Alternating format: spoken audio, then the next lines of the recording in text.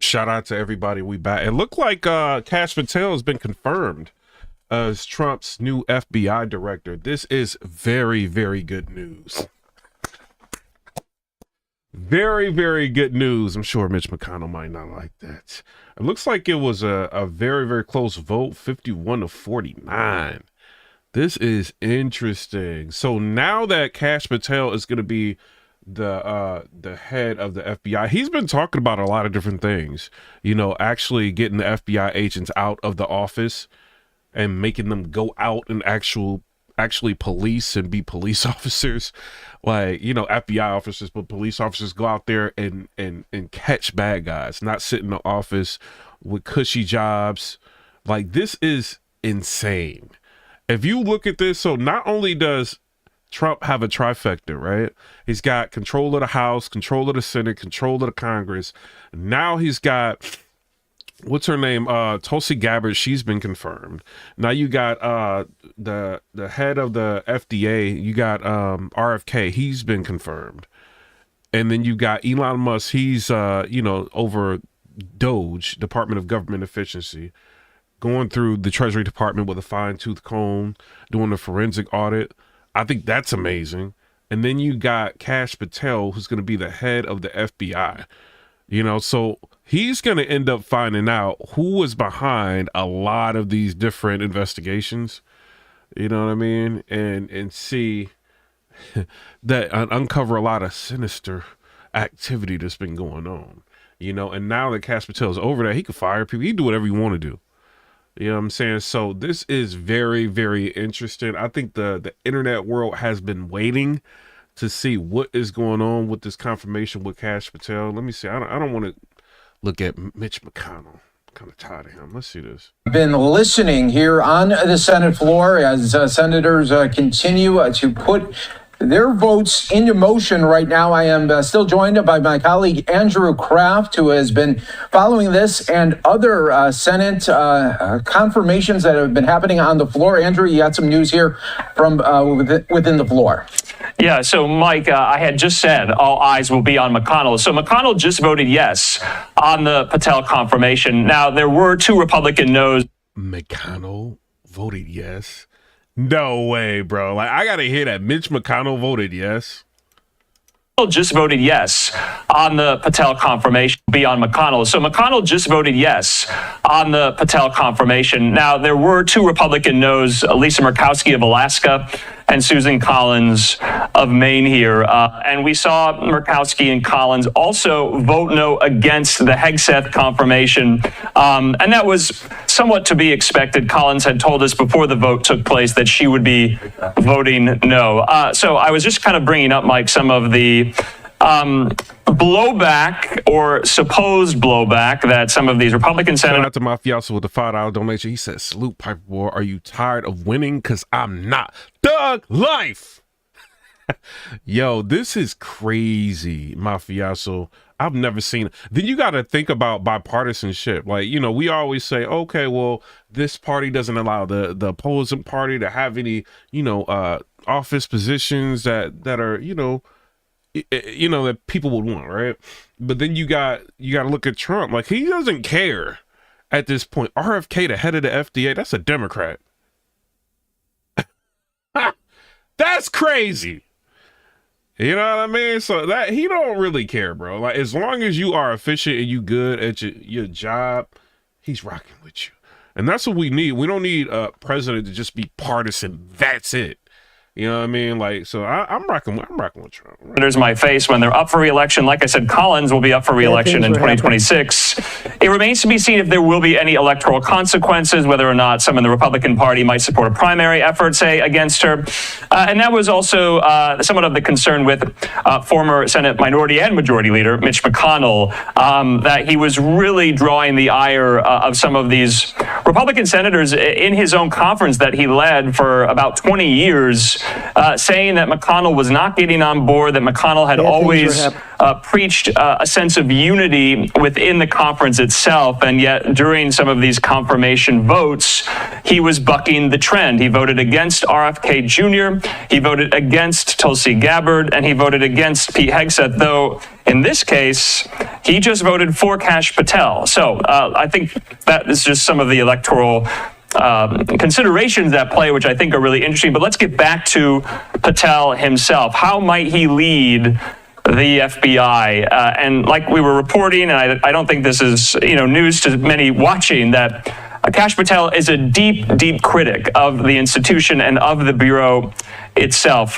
President Trump is deeply... Bro, a lot of us are tired. Shout out to Froggy McG. A lot of us are tired of the FBI. We're tired of how it's been ran. We're tired of it not working for the people. It's just being used as a tool to work for the elite. That's how a lot of us feel. So, nice. Shout out to Patel. Distrustful of the FBI and deeply distrustful of... This is a confirmation. A lot of people, the FDA, RFK, some people are like, they're not going to let Robert Kennedy do it. You know what I mean? Just because he's anti-vax and, stuff like that. They claim, but I mean, he got in, and then now this guy, I actually didn't think when he's talking about dismantling the FBI, making it really work for the people. I'm like, there's no way they're gonna let this dude be the head of the FBI. It was close. It was close. The vote was very, very close. And Mitch McConnell, he actually came through. I didn't expect him to play ball with that. He actually came through. Of the Bureau itself. And presumably, maybe that is why they came together, why Trump tapped Kash Patel to lead the FBI going forward. And he is now going to be Senate confirmed to do just that. You see the vote tally there. 50. Then, you got this, right? So you got the Democrats are trying to figure out how to write something to get Elon Musk from being that DOGE, Department of Government Efficiency, from running, right? And so Trump comes out and says, okay, well, Elon Musk ended up saving us over what is it, almost $1 trillion, or over $1 trillion. So what we want to do is actually give Americans a refund. Yo! So now, you look crazy going against DOE, Department of Government Efficiency, right now, because Trump is saying, we want to give 20% of all the money that we ended up finding has been misappropriated, and you know what I mean, the money that we've saved, we want to give 20% back to the American people. The rest of it's going to be back, going to pay down the debt and stuff like that, which makes sense, but give it in a form of a tax break. You know what I mean? Or a check for the American people. I think he said 20%. So they've been calculating that and thinking that's somewhere upwards of $5,000 per household. That if he did do that, you can get a check to, $5,000 per household off the money that they saved alone. So, a lot of Democrats are always like, give me. You know what I mean? They want something from the government. I want less government, actually. But a lot of, Democrats, they want something from the government. Always got their hand out. He like, all right, let me get a Democrat something.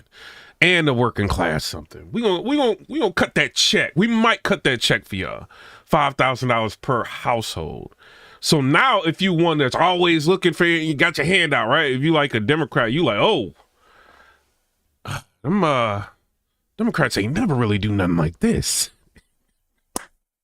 So you're going to just catch everybody in the cleanest way. So now it's going to be crazy to be against Department of Government Efficiency. So when they try to write some sort of law or whatever to outlaw the Department of Government Efficiency, which President by, I think, executive order can make certain agencies and stuff like that. You know what I mean? Like extensions or whatever. So, it's going to make them look crazy trying to get some sort of support to stop the Department of Government Efficiency. So, shout out to Trump, man. This dude is thinking of everything, but Kash Patel, I'm excited about. I'm really excited. 51 yeas, 49 nays. So a very close vote along partisan lines with some. You see what I'm saying? Very close. He almost did not get confirmed. I did not think he was going to get confirmed. Shout out to Respect VA, a member in here. I didn't think he was going to get confirmed at all, to be real with y'all. Republicans' defections, yes. But now Patel will be tasked with leading an agency he has been deeply critical of, especially when it comes to not only the raid at Mar-a-Lago that the FBI conducted against President Trump's residence there in South Florida in August of 2022, But also, some of the Jack Smith prosecutions, like the classified documents probe and like the January 6th probe, Kash Patel was deeply... Ooh, he's going to find out about all of that, bro. Critical of those. Obviously, those are no longer operative now that President Trump is President Trump.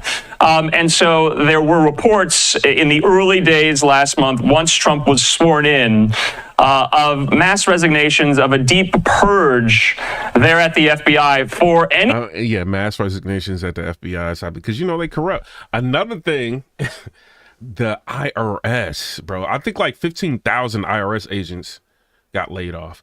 Not only that, in Nashville, not Nashville, Tennessee, but Tennessee, 11,000 IRS agents are on notice, like doing side jobs and everything, because they don't know whether or not they're going to get laid off at the IRS in Tennessee. So when he's talking about, we ain't really rocking with the IRS like that, and the IRS needs to be investigated, he kind of showing you, we ain't really rocking with the IRS like that. I am rocking with him. I'm rocking with him.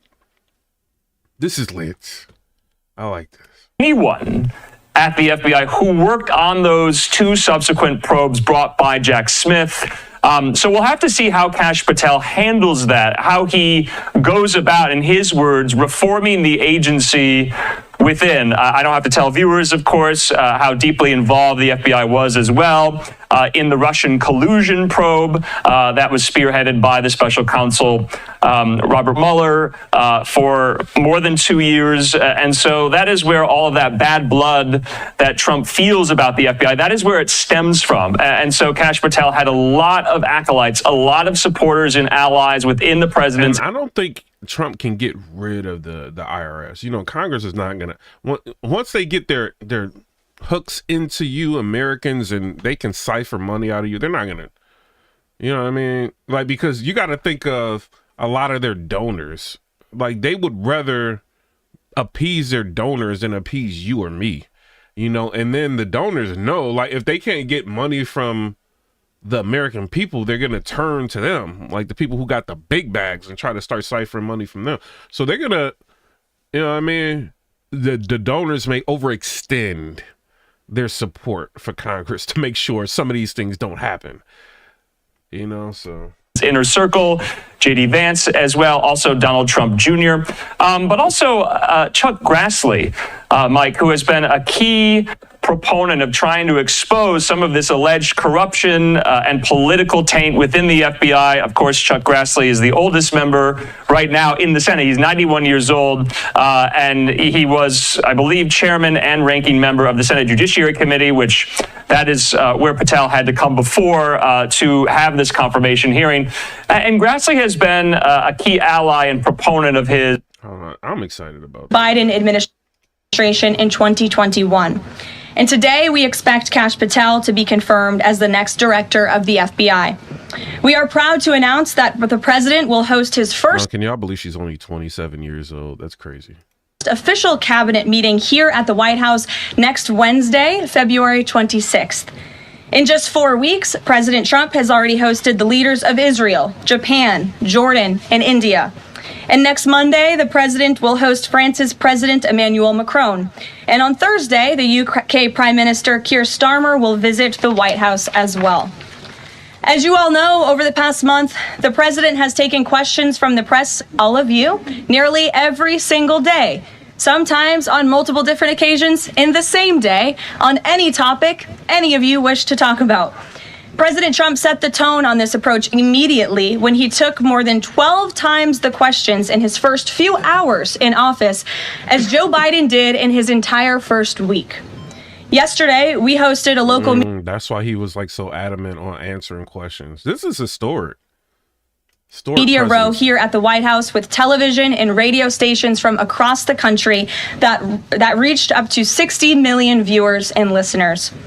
In our ongoing pursuit of transparency on this 1 month celebration, I am thrilled to bring 3 of my colleagues and our policy experts here at the White House to further recap this incredible first month of accomplishments in greater detail. We have Deputy Chief of Staff for Policy and Homeland Security Advisor Stephen Miller, the director of the National Economic Council, Kevin Hassett, and our National Security Advisor, Mike Waltz. I will hand it over to them. They will deliver brief remarks on the accomplishments of this administration in the first month, and then we will open it up to Q&A. When we open up the Q&A portion... Hey, Mafioso, what do you think about her? Like, I think she's like doing a really good job. I do ask for... Froggy said, need to see consequences. the sake of efficiency in this room, that you direct your question to the principal you seek an Respect VA said, bro, she got Trump back. Answer from, and I will call on you in this room. But first, I will let them roll through their remarks. And first up, I'll turn it over to Stephen Miller. Thank you. It's great to be back. And I want to just thank you all for joining. This is inspiring me to make a TikTok. I made a TikTok earlier. It started to do good. You know what I'm saying? I need to start doing TikToks more, bro. Joining today our 1 month celebration of the most historic opening to a presidency in American history. No president comes close to what Donald Trump has achieved over just the last 30 days. He has packed 8 years of transformative action, restoring this nation, restoring our laws, restoring fairness, restoring economic opportunity, restoring national security in just 1 month. No one in this country has ever seen anything like it. And when you look at the consequentiality and the significance and the transformative nature of the actions he's taking, it truly defies description. For example, in just one area, this nation has been plagued and crippled by illegal discrimination, diversity, equity, and inclusion policies. It's strangled our economy. It has undermined public safety. It has made every aspect of life more difficult, more painful, and less safe. He has ended all DEI across the federal government. He has terminated all federal workers involved in promulgating these unlawful policies. He has ended diversity, equity, and inclusion in all federal contracting. He has restored merit as the cornerstone of all federal policy. That's crazy. You got to actually know your job to get your job now. They like, oh, we get rid of DEI. It's like, hey, you got to know your job to get your job now. Ain't nothing. Mafiosos with the $2 donation, he said, people shook now. That Epstein list is coming. You know, Kash Patel got to do something wild to, like, you know what I mean? Like, show people I'm the boss. You know, everybody waiting for his post.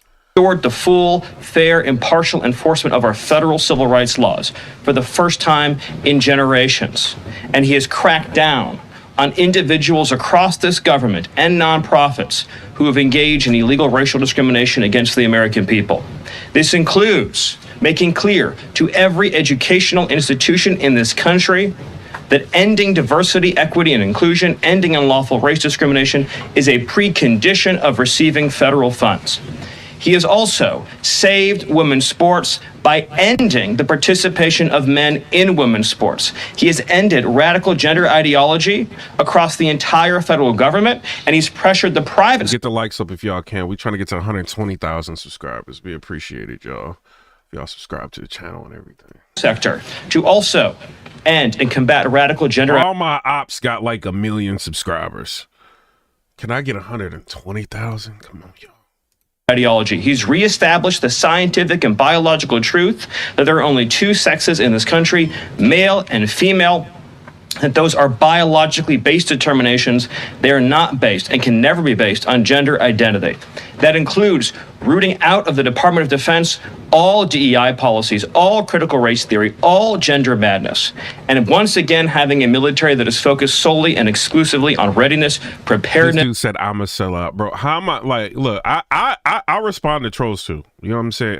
You don't just have to like support what I say. Sometimes I respond to trolls. So you said I'm a sellout, right? So the Democratic Party has been allowing the borders to be open. So for illegal immigrants to flood into America, they've also been very supportive of having no voter ID states, right? Do you know what a no voter ID state means? That means that somebody can go up there and just give them like a random address and just say they're anybody and then be able to vote. Do you think that's something that should be like, okay? Do you think like an illegal immigrant can come into the, America and circumvent our vote? Do you think that's okay? I think doing stuff like that is sellout activity, right? What about AOC? So you got AOC like giving illegal immigrants, you know, pointers on what they should be doing to avoid being captured by ISIS. I think that is sellout activity. I think giving Zelenskyy, you know, over, what was it Trump said, like 300 something billion dollars, which I thought it was like 60.9 billion. That's what Google is reporting, but 300 and something billion dollars and taxpayer money, just giving it to Zelenskyy, and Zelenskyy obviously saying that whatever United States thinks about the war with Russia, he ain't really taking into consideration, right? Even if we wanted to end the war, he's not taking that into consideration. But yet Biden and Harris has been giving him billions of dollars. I think that is sellout activity. I think the activity to really be, you know, upheld as somebody doing a forensic audit of the Treasury Department and finding out all this government waste. I think what Elizabeth Warren is doing is sellout activity, because she's trying her best to try to get federal injunctions put in place to stop the Department of Government Efficiency. How is that not sellout activity? Right? She don't want y'all knowing who's getting our money. She don't want y'all knowing that. That's sellout activity. Supporting that is sellout activity. So what is sellout activity exactly? I'm trying to figure it out. Oh, you think DEI, because I'm not in support of DEI, that's sellout activity? How many times have you gone to, let's just say, to get your your license renewed, right? Or have to go to the DMV for something. I'm just using a DMV for example. And you trying to get something done, and Shaquanda sitting there giving you an attitude. Don't want to work, mad about something that happened in her life, and she bringing it to the job. That don't bother you? Like, that's a problem. Like, people who, like, you have to be, in my opinion, qualified to do your job, to get your job, you know? And I'm tired of dealing with people just in general, like when you're a consumer, and who are getting their positions just because of the color of their skin. Like, that y'all acting like he's getting rid of affirmative action. He's not getting rid of affirmative action. Like, Congress would have to do that. He's getting rid of DEI. He's saying, like, yo, I don't care who you with, like, in your private life, who you decide to have relations with in your private life. That should not have any bearing on you getting a job. And this is why a lot of people can get jobs that are very important, and then you need them to do their job. And what they do is they come into work and, excuse me, can you just help me?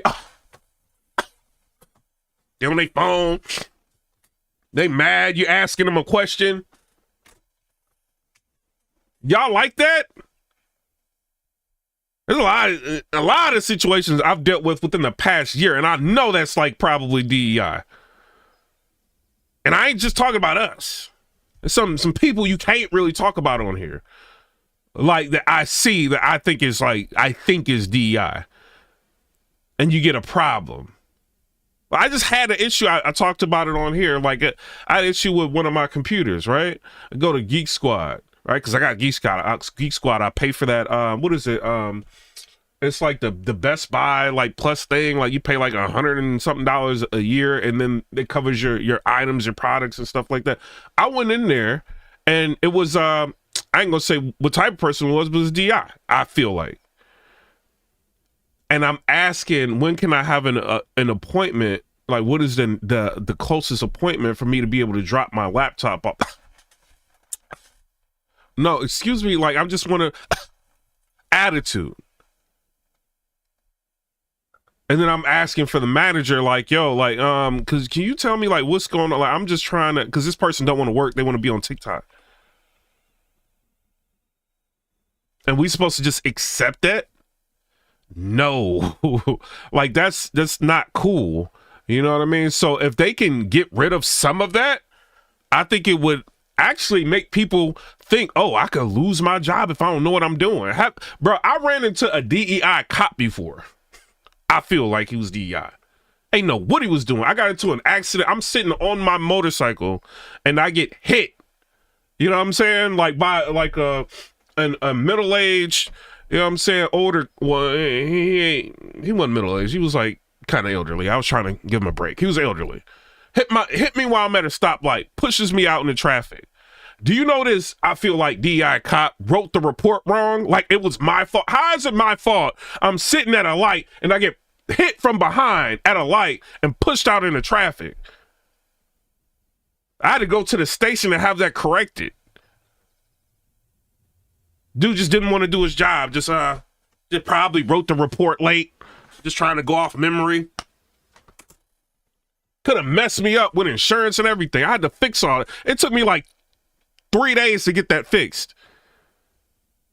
For it to be rewritten. So I don't know, man. I think people need to be in their jobs because they know their jobs. I don't think any standards need to be cut because of who somebody is with outside of the workplace.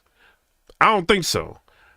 Like if somebody's flying my plane, I want whoever's flying my plane to know how to fly a plane. If somebody's gonna be operating on me or something's going down, I don't want this person to be a doctor just because they might have got a sliding scale. I want them to know what they're doing. You know what I mean? Or people to get it's just what it is, bro. Bro, it's a lot. All I'm gonna say, I feel like it's a lot of DI. I ain't gonna even go into healthcare, like what I talked about before. You know, dealing with them type of like rude nurses, and you know what I'm saying. I had to go to the hospital for something like an emergency. Rude nurses, you ask them a question. No, I don't. I'm cool. I'm cool on that. Very cool on that.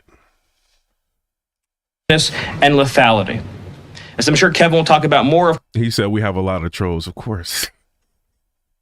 Of course, he has undertaken a historic cost-cutting effort across the federal government, launching the Everybody loves DEI until they dealing with somebody from DEI. Everybody, because I was like, oh, yeah, a DEI. And then I start dealing with, like, I'm like, no, bruh. No. First ever Department of Government Efficiency, uncovering corruption on a scale that we never thought imaginable, terminating every single federal worker that we have found to be engaged in the corruption and theft and the waste of taxpayer dollars, and already saving $50 billion in a single year, which over a 10-year period. I gave you a lot of time. You didn't even hit the super chat, nothing. I'm fair. You know what I mean? Period would be $500 billion. Just think about how vast and enormous that sum is. Of course, as you all know, he has renamed the Gulf of Mexico to its correct and proper name, the Gulf of America. He has renamed Mount Denali into Mount McKinley, part of a historic effort to restore patriotism and national pride all across this land. He has ended the weaponization. James, hold on. Somebody in the comment section, right? James Sunderland said, DEI is everywhere in every profession. Chat is upset because they know their A-words about to get fired. Bruh, like, let me tell, like, maybe y'all wasn't in my other chat when I was talking about a DEI situation. Bro, I went, you know, like the cans of, I'm gonna tell y'all about my emergency situation I had to go to the hospital about. So you know how like you drinking like a can of soda and it's got the tab, right? And you pop the tab. I don't know what I was watching a movie or something. I kept playing with the tab. The tab like fell into the soda, right?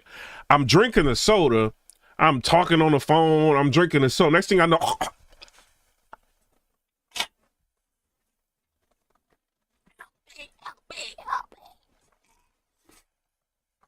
because when you about to get off this earth, God hit you with some, or the universe hit you with some, you know what I mean? Some you can't really, you can control, but it's like you can't. You like, oh, I'm about to go out like this. No, all these years.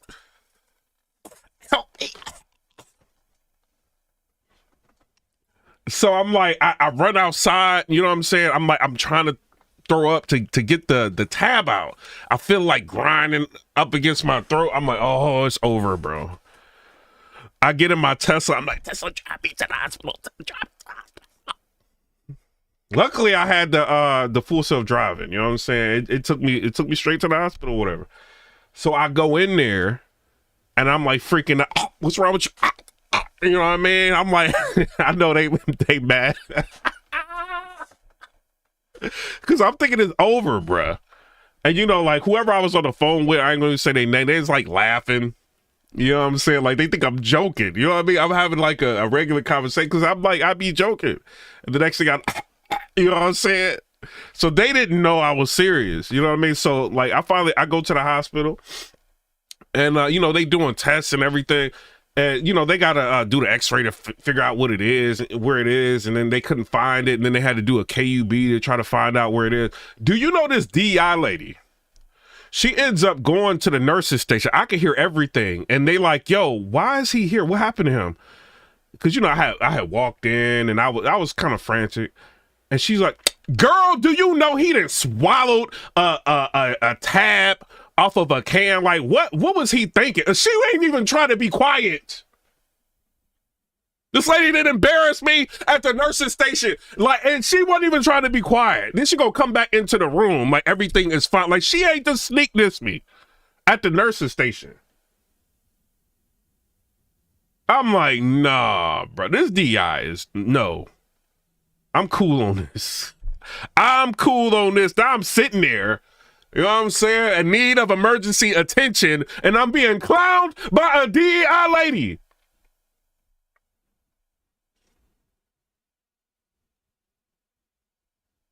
And you know I ain't gonna do nothing about it. You know what I'm saying? Because she, my fiance with the $5 donation, he said, Democrat voters be like, Massa, I'm gonna defend you and stay ignorant till the end, even if you don't do anything for me. You know what it is? I think it's party loyalty. You know what I mean? I think party loyalty, you know what I mean? And then, like, you know, for some people that way, like the Democratic way may be like right for them. You know what I'm saying? You know, for how they think, you know what I mean? It may be right for them. I don't know. I don't see how it's right, but it might be just right for them. When I was, you know, like I voted for Obama. You know what I'm saying? I think I tried to vote for John Kerry, all of that. You know, like I was indoctrinated into thinking like the Democratic way was the right way. And then like I think our media in Cleveland, Ohio was like dominated by Democrats. So I didn't really see the other side of it. You know what I mean? Until I moved down to Tennessee and I'm like, yo, Tennessee is operating a lot better than Cleveland, Ohio. What's this? What's behind this? I started to learn the political systems at play. You know what I mean? And then see like the difference between how a Republican place is ran versus a Democratic place. Cleveland wasn't no jobs. Everything was controlled by unions. If there was a job, you had to know somebody to get into the union. You finally get into the union, they extorting you out of money. You know what I'm saying? It's like, and then you got to pay up these union dues and you find out they doing very little for you. It's like, it's ridiculous, bro. You know what I mean? And then you come to a Republican state, there's jobs everywhere. You just get a job, you know, because most of the companies are moving to Republican states. They pay good. You know what I'm saying? They don't just be keeping people around just because they in a union, you know what I'm saying, that don't want to work and all that. Like they just, you know what I mean? It just ran differently, you know, and I liked it. I ended up staying here and I ended up, I've been here like 16 years or something like that. Like I rock with Tennessee. I love the way Republican states run. And then in Cleveland, Ohio, like they had like anti-blick laws, you know what I'm saying? To where like you couldn't, like, I mean, you had a right to carry, but it's like most places wouldn't even allow you to bring the blick in. And it's like, yo, I can't even defend myself here in Cleveland, Ohio. This is crazy. Went to Tennessee, they like, oh, you good. Went, got that license. Now you can walk around with it outside and inside. You know what I'm saying? And, you know, you feel like, yo, I'm an American, like I can protect myself, you know?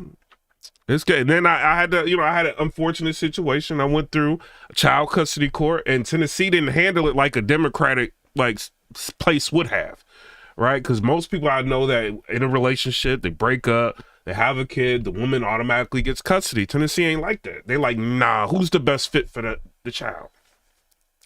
Who making that money? Who making the money? Who got the house? Who got the career? Like what? They looked at all that. They was like, yeah, you get custody. You know, it was that. And my child's mother is pretty, I would say she's a pretty good, you know, mother, but they didn't care about that. They're just like, nah, we ain't like that. You know what I'm saying? Like it's whoever's best for the child. It's like, I'm like, yo, I'm forever living in a Republican place if I can. Now when I see people moving to Nashville, Tennessee, I'll be like, and they be having them California plates. I'm like, what you come here for? Like I'm a native. They be like, oh, for the music. But you ain't about to come here voting the same. Let me know that right now. Let me know that right now. You know what I'm saying? Like, yo, somebody said, I love Tennessee. Just stay out of the big cities. They are very liberal. No, I mean, like they still run like, so like in Nashville, Tennessee, you got some liberals here, but they run it like Republicans. They really like closet Republicans, a lot of them. You know what I'm saying? The only thing I don't like from the hold on. I'm on Twitter too. Let me turn this on. Not Twitter, but TikTok. The only thing I did not like about the Democrats that did get in, because we had one that got in and he was like trying to raise people's property taxes and stuff like that. I'm like, y'all didn't let a Democrat in here.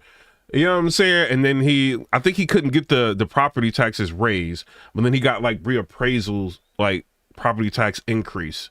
Like, I'm like, and it was a Democrat. You know, so it's like, you know, and then people like trying to get him out, like, and then people had to learn, like, yo, you can't, like, these are, like, them Democrats, you gotta, you know, if you want to live like that, being like drained and taxed and all of that, go Democrat.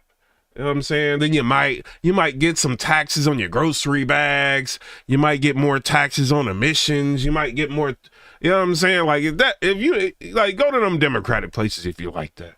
You know, but if you're going to be in a Republican place, vote Republican. Like, you know what I'm saying? It is what it is. Of the federal government, restored the Department of Justice to its true mission of combating threats to this nation and keeping the American people safe. He has ended all federal censorship of free speech. This has been... And, you know, a lot of people will be like, oh, well, we rock with Joe Biden. Okay, then y'all like the censorship that was going on. It was a lot of it. A lot of censorship going on.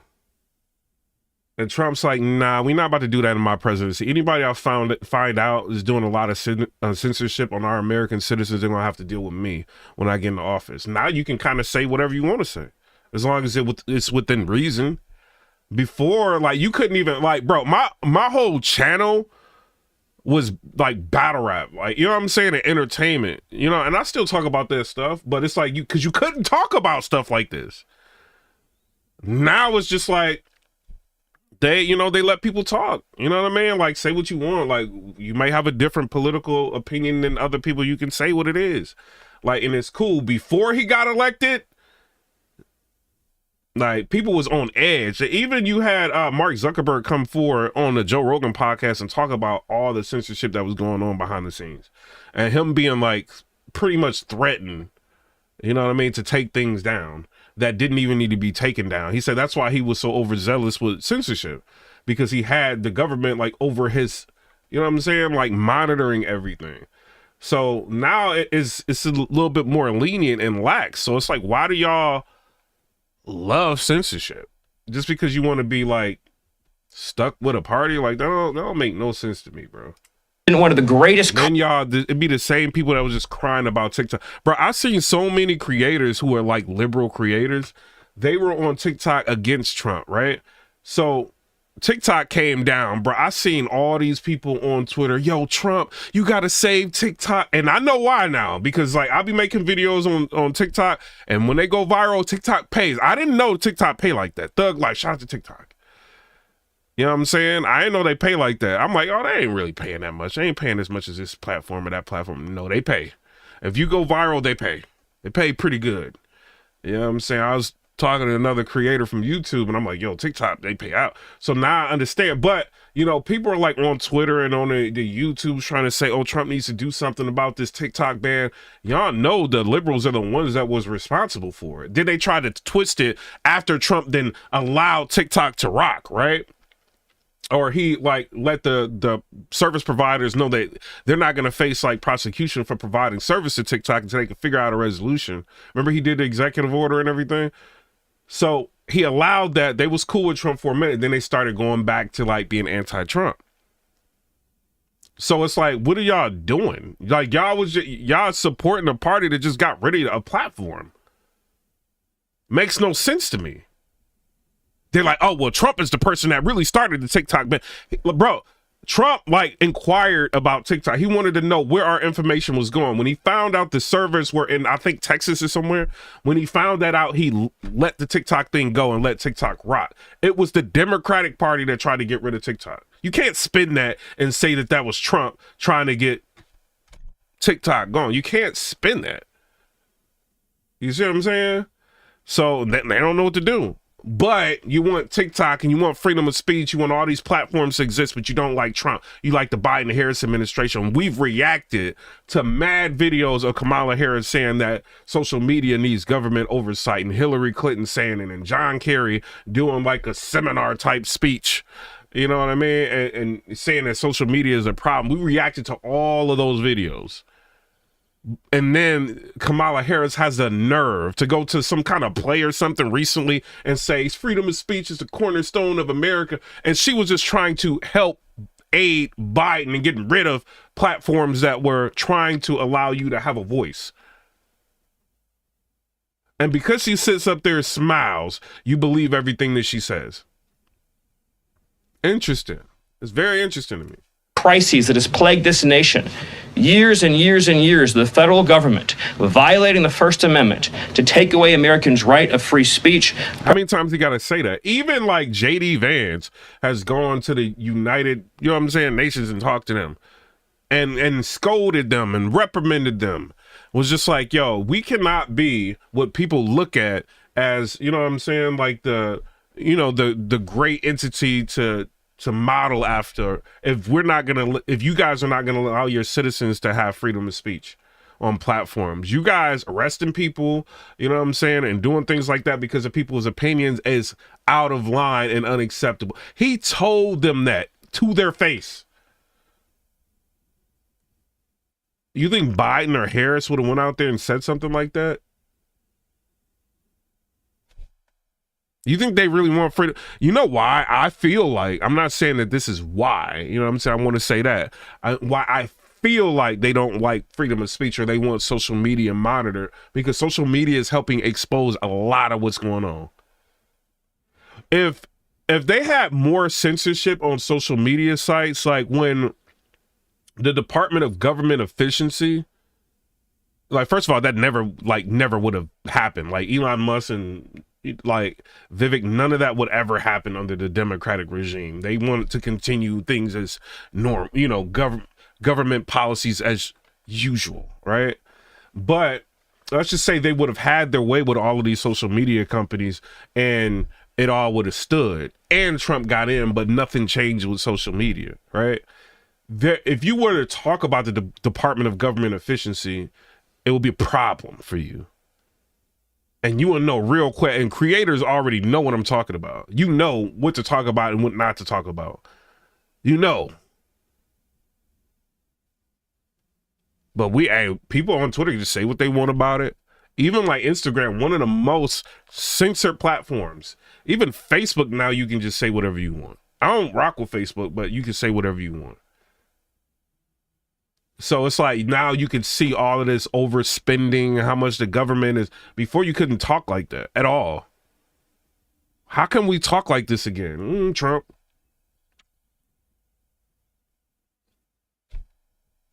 But y'all don't like that. Y'all want people to be against your rights and be cool with it.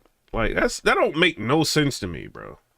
President Trump has... That's because you feel the Democratic Party is the right one to go. Love who you want, like be affiliated with whatever party you want to be affiliated with, but be able to substantiate why. You know what I'm saying? Even Linda Lee, when she's cornered and put into a position, right? And shout out to you on TikTok for the donation. I see that. Shout out to you, Thug Life. But even when Linda Lee, and when she's cornered, you seen her on the Piers Morgan, we reacted to that.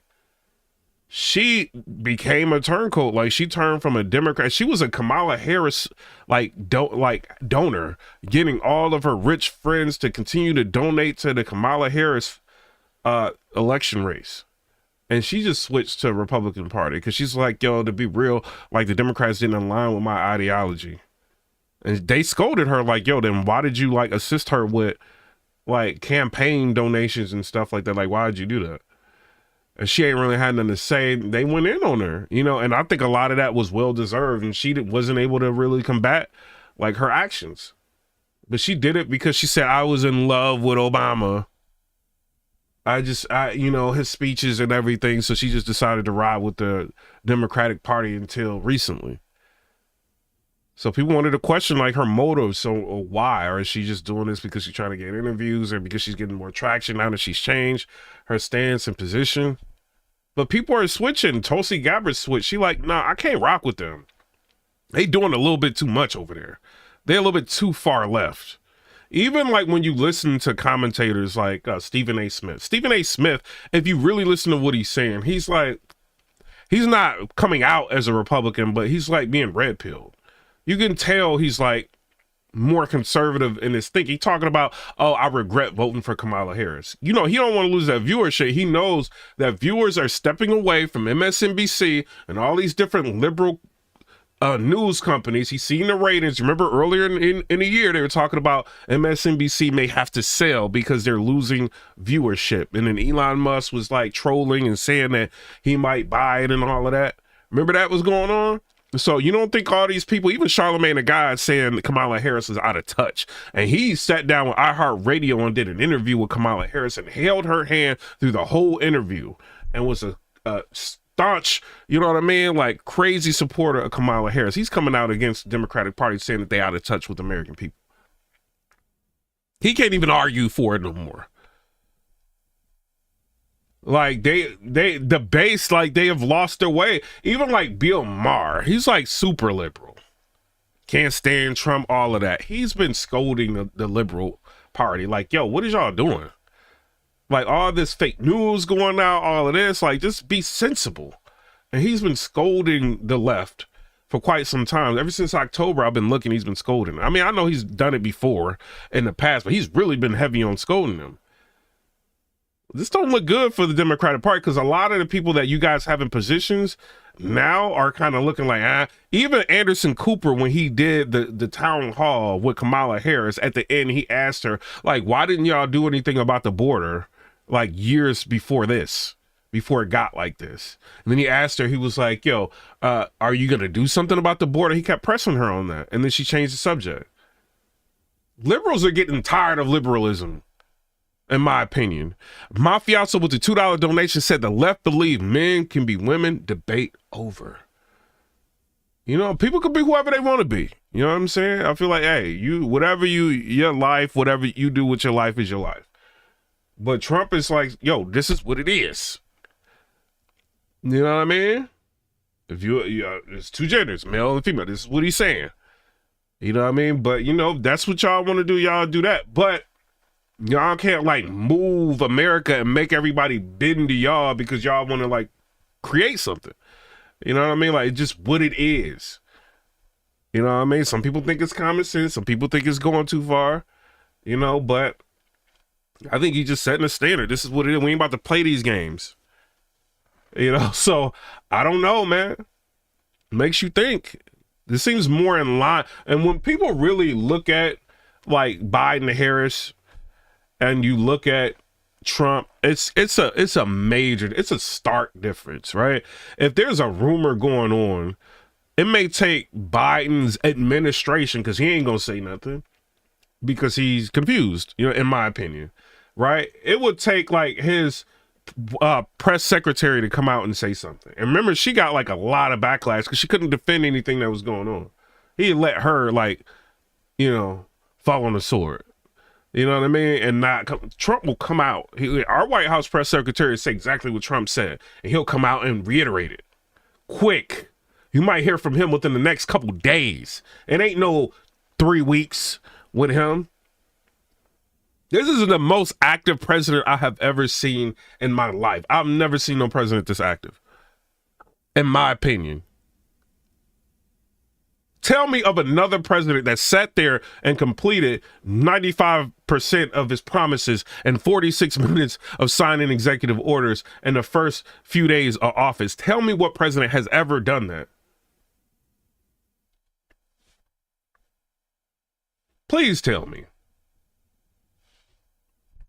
I'm waiting.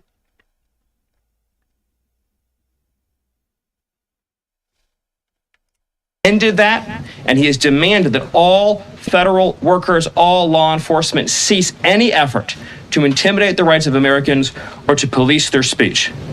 He has also restored the death penalty at the Department of Justice, including for illegal aliens who commit murder, including for those who murder cops, and including for all of those who threaten Americans with heinous acts of violence. The death penalty is back. Law and order is back. The streets are being made safe once again. On the public health front, he has launched the nation's first ever commission, the MAHA Commission, Make America Healthy Again, following the historic confirmation of RFK Jr., to finally uncover the true root causes of the public health crisis in this country, the childhood disease epidemic in this country, the spiraling rates of pediatric cancer, and devastating childhood sickness.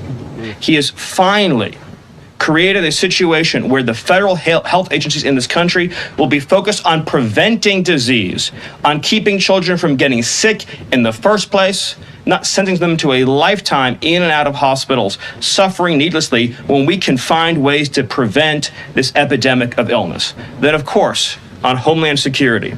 Today, it is officially the law of the land. Yeah, somebody said it's been a month. At the conclusion of the congressional notification process, that 6 Mexican cartels and 2 transnational gangs, Tren de Aragua, or TDA, and MS-13, so 8 organizations in total, are now formally designated as foreign terrorist organizations, which means that every single member of those organizations who operates on U.S. soil is now, as a legal matter, a terrorist, and they will be treated as terrorists. This is a sea change in U.S. policy, and this means the Department of Justice and the Department of Homeland Security, along with the rest of U.S. law enforcement and the Department of Defense, are now operating in a legal reality where these cartels are recognized as terrorists. And there will be a whole of government effort to remove these terrorists from our soil and to degrade their ability to threaten or undermine any American security or sovereignty interests. Border crossings, since the day he took office, are down 95%. I think it's almost impossible to even describe. I'm curious how they can quantify that. He's saying his border crossings are down 95%. I wonder how they know, because they could throw any percentage out there. Like, we being real about that. Like, how do they know it's 95%? Because if you can tell how many people have crossed, you can like stop everybody. You know what I'm saying? So I don't know about that. That's very, very interesting. The scale and scope of that achievement. President Trump, within days of taking office, cut border crossings 95%. And those few who have dared to cross are being either prosecuted or deported. They're either facing significant jail time for trafficking, smuggling, harboring. Hey, Robert Mello, I see a comment. You funny, bro. He said they talk about RFK Jr. and health while Trump is always eating McDonald's. Hey, chill, bro. Aiding, impeding. Shout out to Alink Young, says subscribe to your channel. Appreciate you. Or they're being immediately removed from our soil. Either way, at the end of the process, they are going home.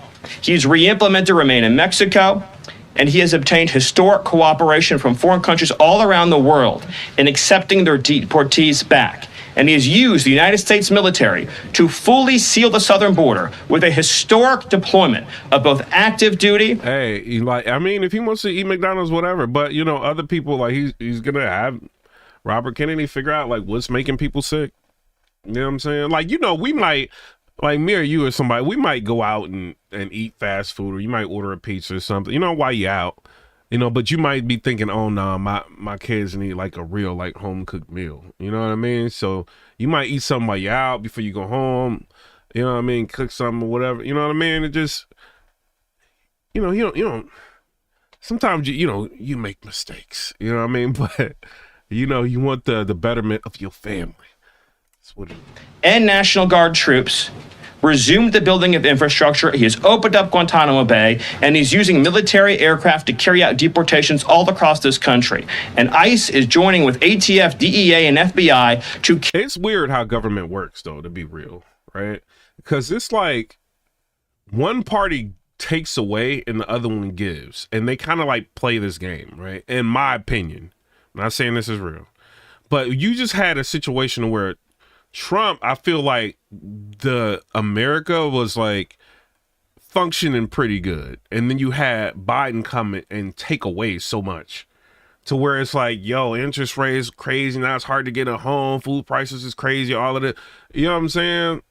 You have all this going on. Now we sending like billions of dollars out the door to this country, that country, and now there's a war between Russia and Ukraine, and you know he's funding the war, and like it's like all of this is going on, right? It's like everything's spiraling out of control, and then the other party comes in and fixes everything. So it's like one steps. It's like I feel like one party steps out of line, and the other one fixes it, and it's happened with the Republican Party, where Republicans has messed stuff up, and then the Democrat has come in and fixed it. You know what I'm saying? It's happened before, to be fair. But I feel like now it's just like a big swing. So it's like Biden came in, we opened up the borders, we like they doing everything I feel like is against what I think a country should be doing, right? And they go so far left with it. And it's like, now they went so far left, Trump being reasonable seems like midline, right? Or him fixing things is not, now it's not like super far right ideology. It's like he's fixing things that you want fixed for the most part. So now it's like he's more centered, you know what I mean? And now it's like the Republican Party is more centered than anybody.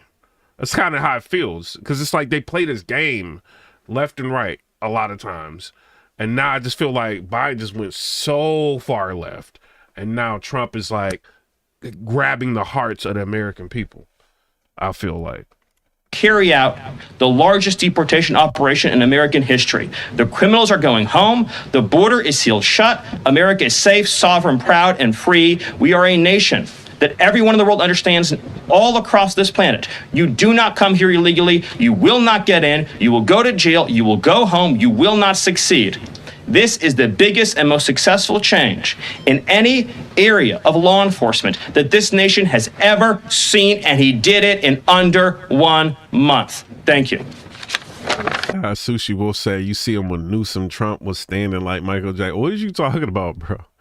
No Reply said, Trump do not eat the same McDonald's as us. He just uses the packaging and the recipe. Trump's food is made by a chef, even the look-alike McDonald's. Suffering Brown said, talking to Democrats is like talking to toddlers. Emmanuel in a subscription chat said, people need to learn civics. Sushi says the dude who backed a felon. I love you, Sanders said, he's talking to No Reply. Kevin Hill said, you might not have been paying attention to the whole picture. You definitely don't know your history. I don't know if you're talking to me or you're talking to Sushi. I don't know who you're talking to.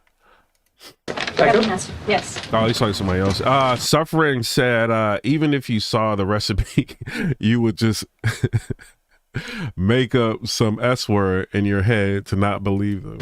Well, thank you, Caroline. Thank you, Stephen. One of the things that President Trump cares most about is job creation. And it was about 7 years ago, I had the honor of joining you in this room for the first time. And this, like, even when the liberals were in, like, I would watch all of this. I didn't like watch a lot of government stuff like on YouTube or nothing, but like I would watch a lot of this stuff. That's why I would do blogs sporadically, because I was always trying to keep up on what was going on like in politics. Like now it's like I feel like everybody, like even if you're not really a Trump supporter, right? You should still listen to what's going on, because it may, work out for your benefit to know the information of what's happening. You know what I mean? It's hard not to like all this information that's coming out. It really is. Time, and it looks like we've created a lot more jobs in the last month. Look at how many people. If y'all can too, double tap the screen. If you got an iPhone, Android, double tap the screen, hit the likes. I see Froggy Megsy in there saying it. Subscribe to the channel. We got 200 subscribers this live. We're trying to get to 120,000. I appreciate y'all if we could do that. Last year around October, I had 67,000. We had 119,000. I appreciate all y'all. You know what I mean? And just this month, I think we got like 5,000 subscribers, something like that, close to it. So shout out to y'all. here. My estimate is about 180, but I didn't count. So thank you. It's really an honor to be back here. Sorry, this month we got 6,775 subscribers.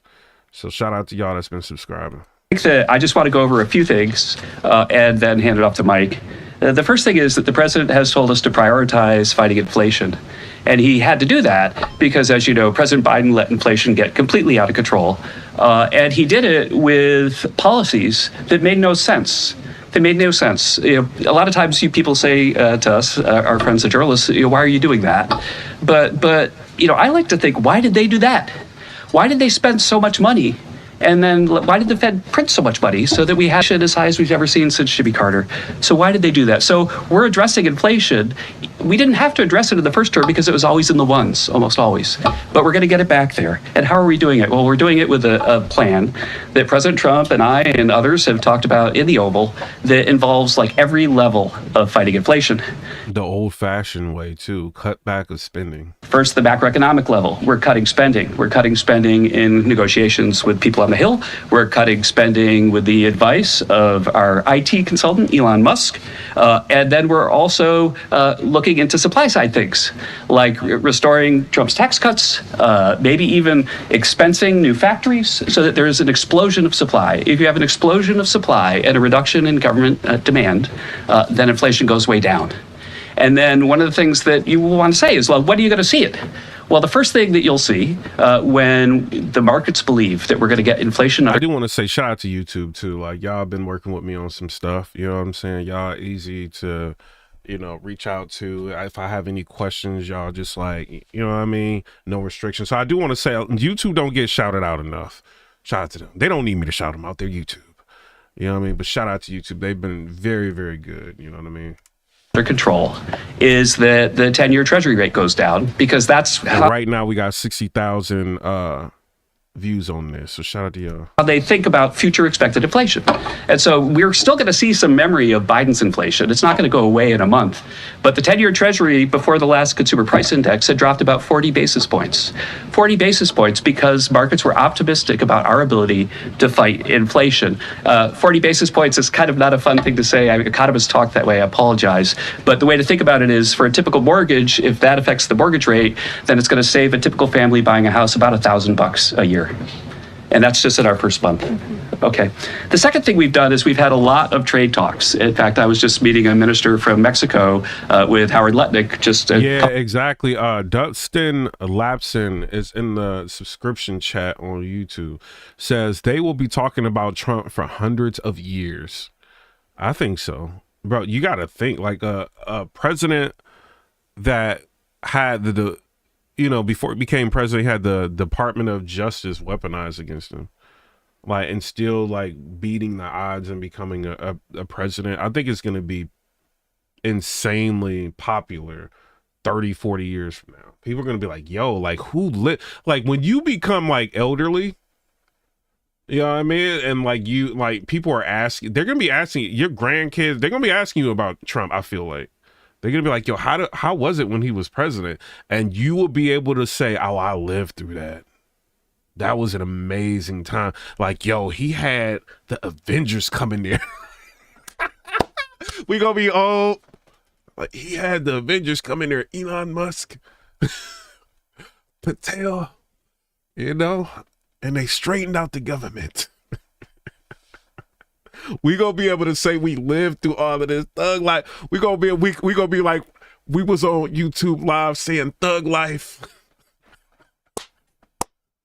Everybody was excited. It was a great moment in history. He saved freedom of speech. We gonna be saying all of that, bro. I can't. I can wait till I get old. You know what I'm saying? Thug life. Let's enjoy these somewhat younger years. But I think, bro, the stories, we going to have a lot to talk about. We going to have a lot to talk about with people when they start asking us about Trump later on. A couple of hours ago. And because when my daughter even asked me anything about politics, she wish she never asked, because I'll be talking for an hour. I'm like, oh, Trump did this, Trump did that, Trump did that. It was lit. You know what I'm saying? He did it. We're talking about reciprocal trade, and we're also talking about the fentanyl crisis. And so reciprocal trade is about our government treating other governments the way they treat us. We want trade to be fair. It turns out that Americans have been disadvantaged by foreign governments over and over. And another thing is, you know what I'm saying? Guess what? Y'all know who Jaguar Wright is? She just got the Freedom Award, Defender of Freedom Award at Mar-a-Lago. Yo, what is going on, bruh? President Trump wants it to stop.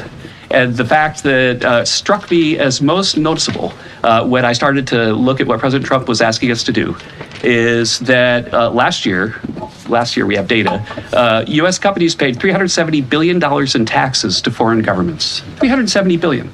Last year, foreign multinationals paid us 57. It says Jaguar Wright. I'm gonna show y'all this. Hold up. Let me put this Trump one up here. And then just so y'all know, I want to thank you very much for being. We gonna look at this Trump one, but just so y'all know, I'm not lying, right? Let's do this. Jaguar Wright honored with Defender of Freedom Award for dedication to truth and justice. Jaguar Wright was a recipient of a special award during ceremony on Tuesday by the America's Future Inc. nonprofit organization. Presented by General Michael Flynn. The singer was one of several individuals honored at the event, which was held at President Donald Trump's Mar-a-Lago in Palm Beach, Florida. Jaguar Wright, a voice of truth and courage, began the post shared across the America Future social media platform. Tonight, Jaguar was honored with the Defender of Freedom Award presented by General Michael Flynn in recognition of her fearless dedication to truth and justice. As a bold and unapologetic voice in the fight for transparency and accountability, Jaguar continues to shine and light where others fear to tread. Now, when I tell you, President Trump he is for that freedom of speech. He is for it. Jaguar Wright. Bruh. That's crazy. He allowed her to get that award at Mar-a-Lago. Being here, I'll be with you in a little while. We'll do some great photos. We have plenty of time. Hold on. Let me do this real quick. I want to see what he's talking about here. Thank you very much. Thank you. Thank you. Thank you, Stephen. Thank you very much. And numerous American business leaders, some of the biggest business leaders actually anywhere in the world, and many distinguished guests from the Middle East, and in particular the Kingdom of Saudi Arabia, a special place with special leaders.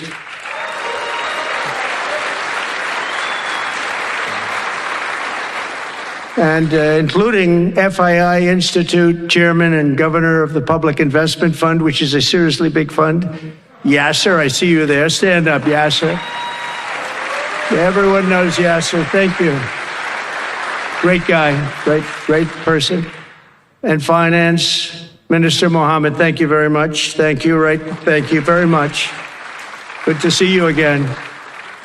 That's pretty good, Finance Minister of that part of the world. That's not bad. Other parts of the world, not so good, but that one is good. And many other senior government leaders. I also want to recognize the Kingdom's ambassador to the United States, Her Royal Highness Princess Rima. Ooh, very popular. I want to, so hold on, before we get to that. So we do have some. I think Trump was calling out Zelensky. So we do have some breaking news we want to take you out to, as we are hearing from President Donald Trump releasing a statement on Ukrainian President Volodymyr Zelensky. He posted to his Truth Social account, and this is a pretty lengthy quote, so we are going to pull it up, two pieces at a time. So let's start with this. He is saying this again on the Ukrainian president, saying, quote, "Think of it. A modestly successful comedian, Volodymyr Zelensky, talked the United States of America into spending $350 billion to go into a war that couldn't be $350 billion we gave this dude, and he's talking reckless about America. We don't want to listen to if America and what did it say? And Trump and the Russia dude. Vladimir Putin, if they decide like they want to end the war, they don't have nothing to do with me and my people. Like we don't listen to other entities about my people. It's like, bro, you just took like $300-something billion from. What you mean you ain't about to listen to nothing? You think we about to just keep giving you this money? Like, yo, Zelensky is wild. Oh, well, if America don't want to support our cause and the United Nations gonna have to give us money, like what? 200 billion demanded? Like, bro, you is crazy. This dude's operating at a 4% approval rating, says President Trump. I don't know. You know what I'm saying? 4% approval rating. Why is he still like in power? You've got cities that's been decimated. Like, why is this dude still in power?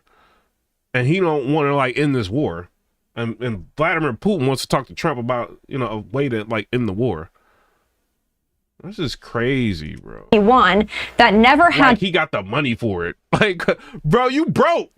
I mean, you rich. You got our money, but you ain't got the money to be like, bro. Like, this is crazy. Like, I think Zelensky need to be investigated. My personal opinion, thug life.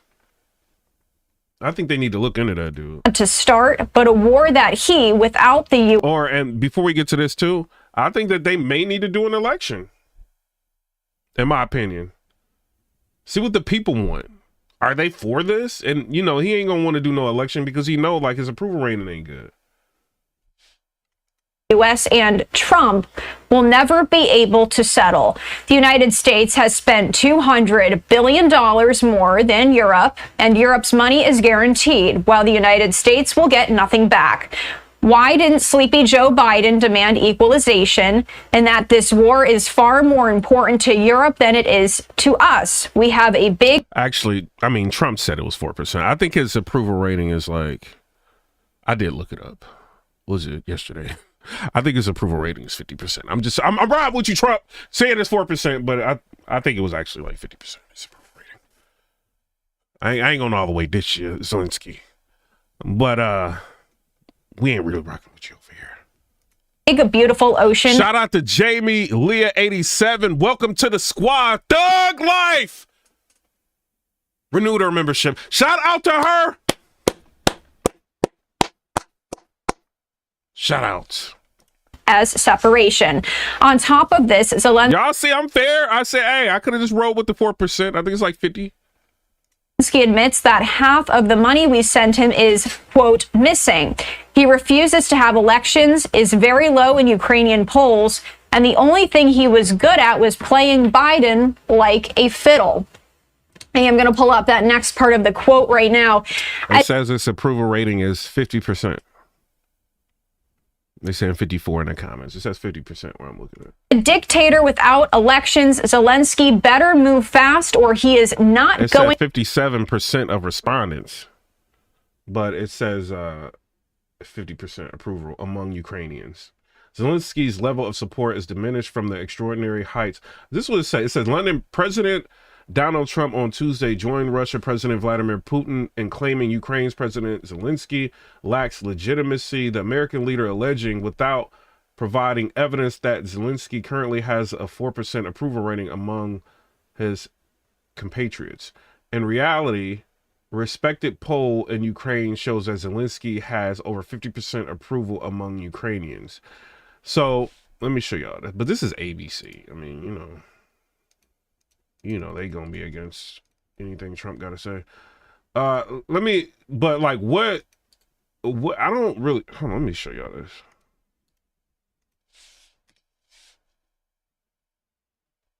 So I think Trump's seen that Trump using embellishment. Shout out to Trump. I know y'all really rock with him, you know what I'm saying? But it said, fact check, no, Zelensky doesn't have 4% approval, as Trump claims it's over 50%. President Donald Trump on Tuesday joined Russia President Vladimir Putin in claiming Ukrainian's President Zelensky lacks legitimacy, the American leader alleging without providing evidence that Zelensky currently has a 4% approval rating among the compatriots. In reality, respected polls in Ukraine show that Zelensky has over 50% approval among Ukrainians. The most recent published by the Kiev International Institute of Sociology in early February showed that 57% of respondents said they trusted Zelensky. Zelenskyy's level of support is diminished from the extraordinary heights of earlier in the war. He scored 77% trust in the KIIS poll from December 2023 and 90% in May 2022, around 3 months after Russia's invasion. The February poll did show a 5% bump in trust from Democrats in 2024. Still, the 50% or more regularly scored by Zelensky as various polls is higher than those achieved by many Democratic leaders around the world.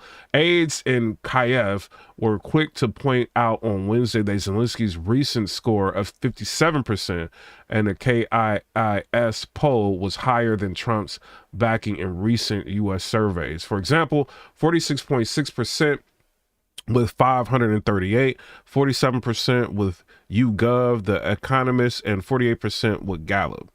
There is currently no politician in Ukraine considered to have stronger support than Zelensky. Only Ukraine's former commander-in-chief, I can't say his name, is considered a real potential challenger, though he is serving as Kiev's ambassador to the UK and has not yet entered politics. Hours after historic U.S.-Russia talks concluded in Saudi Arabia, Trump suggested to reporters at Mar-a-Lago that Zelensky's allegedly low public approval meant the country should hold a new presidential election. Its 2024 contest having been postponed because Ukraine has been under martial law since Putin's invasion 3 years ago. That's not a Russia thing. That's something coming from me and coming from many other countries also, Trump said. Trump claims indicated that he, like Putin, may now be seeking Zelensky's removal as part of any deal to end the war. So I did read like something with, you know what I'm saying, Democrats are saying, you know what I mean? So I'm being fair. Shout out to y'all. Going to have a country left. In the meantime, we are successfully negotiating. Trump subtracted 50% from 54%. Yo, Trump be wildin', bro. If he don't like you, he gonna wild on you. An end to the war with Russia, something I'll admit only Trump and the Trump administration can do. Biden never tried, Europe has failed to bring peace, and Zelensky probably wants to keep the gravy train going. I love Ukraine, but Zelensky has done a terrible job. His country is shattered and millions have unnecessarily died. And so it continues. That just into our newsroom here from President Trump as he is issuing this statement. I am going to give you a live look at the... Some mafia also said, my president's standing on business. We will take 50% from your approval rating. He's funny though. But even if they did hold an election, like, let's be real. If what ABC is saying is true, nobody's going to beat Zelensky. Nobody's going to beat him. White House right now. Especially when he's able to pull that much money for support, they're not going to beat him. But I think they should do an election anyway. Because get rid of him. This is following a series of events here after Ukrainian President Zelensky accused President Trump today of living in a Russian-made, quote, disinformation space. He pointed comments that risked further sourcing. But you see how Zelensky, if you don't start playing ball, you see how I can get? Our president can start rolling on you, talking reckless, you know? Souring relations with Washington as Trump pushes for an end to this war. Meanwhile, Russian President Vladimir Putin said he would like to meet with Trump a day after senior American and Russian officials. What's wrong with that? He want to meet with Trump. What is wrong with that? Jamie Leah's 87 is cracking up. Officials held talks that were partially aimed at preparing for that. Zelensky said he, quote, would like Trump's team to be more truthful in his first response to a series of claims that Trump made the previous day, including suggesting that Kyiv was to blame for the war, which enters its fourth year next week. The comments from Trump and Zelensky were a back and forth between the leaders of these two countries that have been allies in recent years under President Biden, as the U.S. provided crucial military equipment to Kyiv to fend off the invasion and used its political weight to defend Ukraine and isolate Russia. on the world. Hold on. I want to see this. Hold on. Again, I think the clarity and the reality compared to what they are protesting, I think it speaks volumes about their silence when there was. Those bills had significant budgetary resources designed to promote the country as a. Less about building units. When you're president, who the hell wants to build units? I've been building units all my life. I don't want to build units, but they gave us permission to do it. But today is a tremendous honor to become the first American president to address the Future Investment Initiative Institute. That's the first one. It's always nice.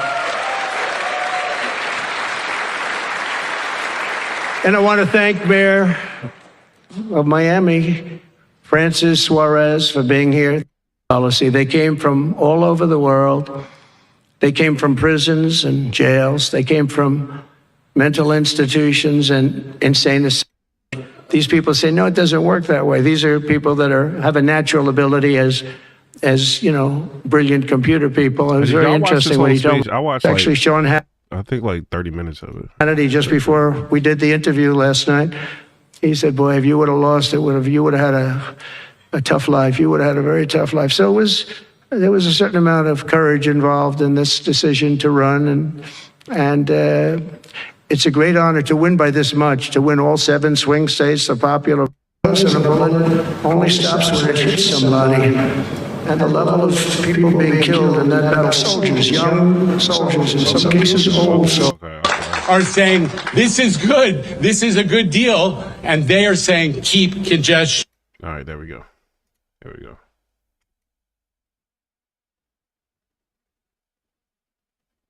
Yo, when I seen the White House, like in person, I didn't realize it was that small. It was big on camera. In Saudi Arabia, I want to thank Saudi Arabia for that. It was so.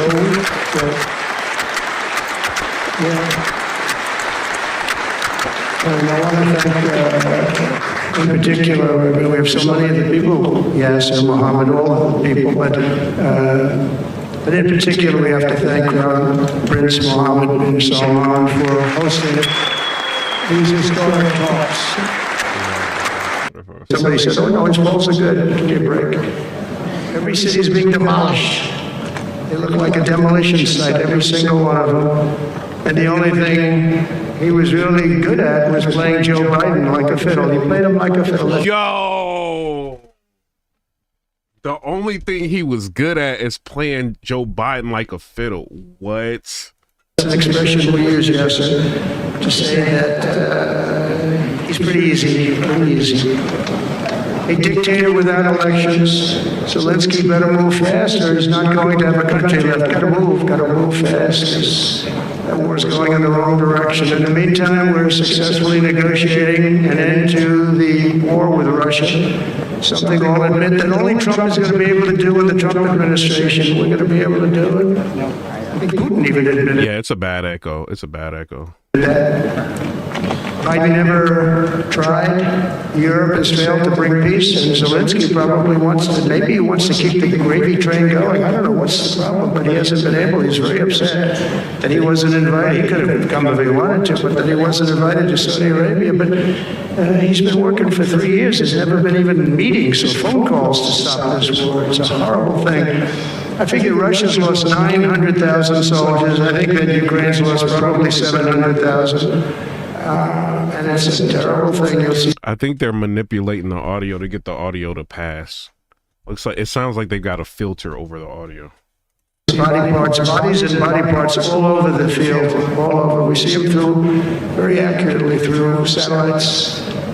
I love Ukraine, but Zelenskyy has done a terrible job. His country is shattered, and millions of people have unnecessarily died. And you can't bring a war to an end if you don't talk to both sides. You got to talk. They haven't been talking for 3 years.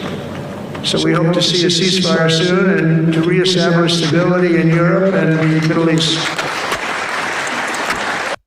Okay, so President Trump there speaking in Miami this afternoon, doubling down on some of the comments he made in that post on Truth Social this morning, but now some in his own party, especially on Capitol Hill, Republican members of the House and the Senate, are strongly disagreeing with President Trump's assertions there. Live picture at the U.S. Capitol in Washington.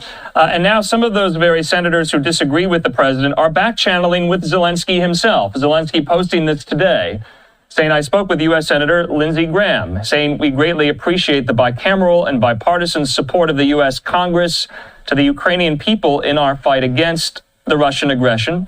He says, as always, Senator Graham is constructive and doing a lot to help bring peace. No, because I watched it before and it didn't have all that reverb. Peace closer. It's all important that security guarantees remain on the table and that they work for Ukraine for real and lasting peace. He says, thank you. I spoke with the U.S. Senator Lindsey Graham. We greatly appreciate the bicameral and bipartisan support of the U.S. Congress to the Ukrainian people in our fight against Russia aggression. As always, Senator Graham is constructive and doing a lot to help bring peace closer. I'm probably helping a lot to try to give you money. As always, somebody giving me billions of dollars. As always, the person giving me billions of dollars is the greatest. Now give me money. Your support. In the meantime here, we want to talk about this even further. I have some questions now as, of course, we approach the 3-year mark since Russia launched the full-scale invasion. I want to bring into the conversation right now our friend there at the Foundation for Defense of Democracies, Ivana Strodner. She joins me. Ivana, good to see you here. And I just want to first get your reaction to what you just heard President... Hold on, because I want to get into something else. Hold on. US President Donald Trump has intensified his attacks on Ukraine's wartime president. He's accused Volodymyr Zelensky of being a dictator and a terrible leader who better move fast or he won't have much of a country left. Earlier, President Trump accused Ukraine of starting the war with Russia and called on the Ukrainian president to hold elections. This is Sky News Australia. They be having the lefties losing it and all of that. Claiming he had an approval rating of just 4%. Volodymyr Zelensky responded to those claims overnight, saying Donald Trump has fallen for Russian disinformation. We have seen this disinformation. We understand that this is... It's like Trump know what he doing. He know that Zelensky is over 50%, bro. He know that. You know what I'm saying? But he just like picking at Zelensky right now. Because what Zelensky doesn't understand, because he's used to having like a battery in his back, right? Is that Zelensky's used to having the floor of just like, oh, everybody give me money. I need money to fight this war. Everybody give me money. Blah, blah, blah. Zelensky's used to that, right? Trump is like, nah, his approval rating is 4%. No one is like above 50%, right? But he's doing that, and it's taking time away from Zelensky to be like begging for money more. So now he's at like a, you know, like a public spat like with the president of the United States, and his character is starting to show, because he's saying, oh well, we didn't get 100 billion of money that we were supposed to get, and we're not gonna listen to Trump and Putin what they want to do with our country and all of that. We ain't gonna do it. So now people are like starting to see like who this guy like really is, and they're taking like excerpts and like little clips and they throwing them on social media like, hold up, we giving this dude money and he ain't really got no respect for us or our thoughts on how this war should go. You know what I mean? So Trump is like slowly allowing him to like mess himself up. I feel like, I think Trump, like Froggy Megzy is saying, I think Trump is playing chess with him, because now he's got it. Well, if actually my approval rating is it, so now you got to address it because our president is saying it. You see what I'm saying? So it's taking more time away from his effort to get more money. This is interesting to watch this chess at play. Coming from Russia. We understand this, and we have evidence that these numbers are being discussed between America and Russia. Unfortunately, President Trump, with who we have great respect as a leader, and the American people who support us, but unfortunately, he lives in this disinformation space. Russian President Vladimir Putin has criticized Volodymyr Zelensky's hysterical reaction to the meeting between American and Russian officials in Ukraine, saying, President Trump told me during our phone call, I can confirm it, that, of course, the US assume that both Russia and Ukraine will take part in the negotiating process.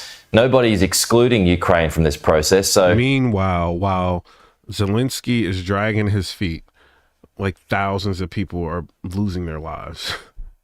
Like right now, as we talking, there's people in the field, cold, you know what I'm saying, or whatever. You know what I mean? Wait a minute. Alexa, what's the temperature in Ukraine? Good evening, Tristan. Right now, in Kyiv, Ukraine, it's 19 degrees Fahrenheit. They're freezing. Today, Alexa, stop. They're freezing. 19 degrees. It's crazy. Crazy. There are no reasons for such a reaction to the Russia-US meeting. And have y'all seen, and I ain't gonna really get into that much detail, it's like a video of like a Ukrainian and Russia soldier having hand-to-hand, like, you know what I'm saying? It ends bad. It ends like real bad. And that is really going down like now. While these guys are sitting in suits, playing games, like with their cigars, you know what I'm saying, talking to each other. People are in the fields, like losing everything. This is insane. Zelensky, you need to go to the table and figure out how to talk to get this to end. But I think Putin wants some land, is what I think. I'm not saying that that's true or not. I think he probably wants some land, because when they were asking Trump early on, they were just like, yo, so Zelensky is saying he don't want to like abide by what you guys are negotiating, whatever. Like, what do you think about that? And Trump is basically saying, he was just like, yo, like, I mean, this war should have been ended. Like, if I was president, this never would have happened. Whatever the negotiation is, like, and maybe it's a little land, maybe it's not no land, like, who knows? It could be a little bit of land, and maybe they even want, maybe no land. Like, I think it's a little bit of land that he wants. You know what I mean? So I don't know, because if you ask me, Ukraine kind of belongs to Russia. If you ask me, if you look back at the history of Ukraine, to me, it belongs to Russia. You know? But he wasn't gonna mess with it until Zelensky wanted to be a part of like all that NATO and all of that, right? Before that, he was just letting, you know, Ukraine rock. But now that they want to do all, you gotta think, bro, if a country like that is right next to your borders, you're gonna fight tooth and nail to prevent that from happening. You know what I'm saying? Because it's one step closer to all these military entities to be able to, you know, like, let's just say United States or somebody wants to start, you know, setting up shop like close to Ukraine and doing all of that. It's more and more stuff next to your land. It's like, nah, bro, like, we're gonna fight against that. You know, so it's an interesting dynamic of what's going on when you start learning about the history of Ukraine and Russia. You know what I mean? And then you start looking at Demir Medvedev, like back in the day, like how he looked, how you thought about it. Like, so it's a very interesting. I want to see what the negotiations are actually going to be. But let's go to Piers Morgan. You need, because he's having a debate on this. Taking a hold on. And commentators search for the deeper subtext in his comments, followed by sadness that he's going to get his way in the end anyway. And finally, there's acceptance. He's the president. This time, he's not pulling any punches. Dustin is in the comment section. He says, Zelensky got no more cash flowing. Time to take what you can. He said his comments on the Ukraine war. Today I heard, oh, well, we weren't invited. Well, you've been there for 3 years. You should have ended it 3 years. You should have never started it. You could have made a deal. I could have made a deal for Ukraine that would have given them almost all of the land, everything. You know what I'm saying? It would have gave him almost, remember I told y'all what he was saying. He was like, yo, I could have given him almost, you know what I mean? He said it in a different way, but almost all the land. So, but you got to look in between, like, what he's saying. Like, you know what I'm saying? Like, they could have gotten almost all the land. So what land does Vladimir Putin want that Zelensky does not want to give him control of is the question. You know what I mean? That's what I'm curious about.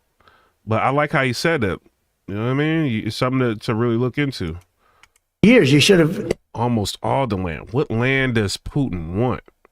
Ended it 3 years. You should have never started it. You could have made a deal. I could have made a deal for Ukraine that would have given them almost all of the land, everything, almost all of the land, and no people would have been killed, and no city would have been demolished, and not one dome would have been knocked down. But they chose not to do it that way. And President Biden, in all fairness, he doesn't have a clue. What he was so bad.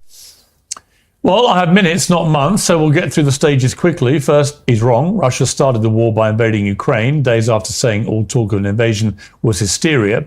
Ukraine and its allies would have every right to be angry if that was the president's honestly held view, but here's the reasoning. Trump shoots from the hip. He blames the whole Western foreign policy apparatus. Shout out to Mafioso. He said, Papa Boy, we need you on Pierce it be lit there.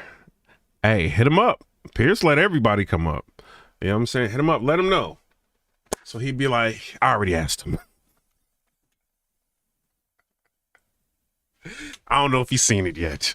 You know what I'm saying? But y'all hit him up. Be like, yo, like, send a link to the chat. I'll be like, yo, like, get him on. He be reacting to your stuff. You know? For projecting weakness that Putin went on to exploit, and he's long made clear his view that the war wouldn't have started on his watch. It's incredibly sad that Ukraine will have to give up territory to end this war. It's incredibly sad that the price of peace is bringing Putin in from the cold with no retribution for the atrocities and war crimes he's inflicted on Ukraine. This was Republican Senate Armed Services Chairman, Senator Roger Wicker. Putin is a war criminal and should be in jail for the rest of his life, if not executed, to violate the rule of law. I think that's what we can trust the Russians to do, is to not do anything to their advantage, to take temporary steps. But Vladimir Putin has violated every tenet of international law. Well, he's right, isn't he? But acceptance is admitting that the war must end, and there is no diplomatic norm that Trump won't bulldoze to do exactly what he said he would do, end the killing. Well, to debate all this and more, I'm joined by Rod Blagojevich, the former Democrat governor of Illinois, recently pardoned by President Trump, the host of Democracy-ish. They got him on there. What? No, bruh. Y'all know who that dude is, right? Remember when Obama like was becoming president or whatever? There was like a vacant Senate seat. And so they're saying that this guy was trying to sell the Senate seat, is what he was like to be tried for. And then he got like, I think they were trying to give him somewhere like 18 years in prison. Remember we reacted to all of this? So he's supposed to get like 18, he's supposed to get like 18 years in prison. So Trump went ahead and commuted his sentence to where he would get less time. And then he became president again, and then he, you know, ended up like when the dude got out of jail, he like wiped his record or whatever. So this is interesting that he got him up there, bro. And then Trump said that he was thinking about making him the ambassador to, what is it, Serbia? I think it was. So it's interesting that Piers Morgan actually has this dude up here. This is interesting, bro. Wajahat Ali, the host of System Update on Rumble, Glenn Greenwald. And I'll start with my special guest in the Uncensored studio, Republican Congressman Dan Music is a member. Shout out to you, bro. Supporting the channel. You know what I mean? It is what it is. Jamie Leah said 100. Sure, Dan, we've never actually met, so it's great to see you. Yeah. Thanks for coming in. You're in London at the moment.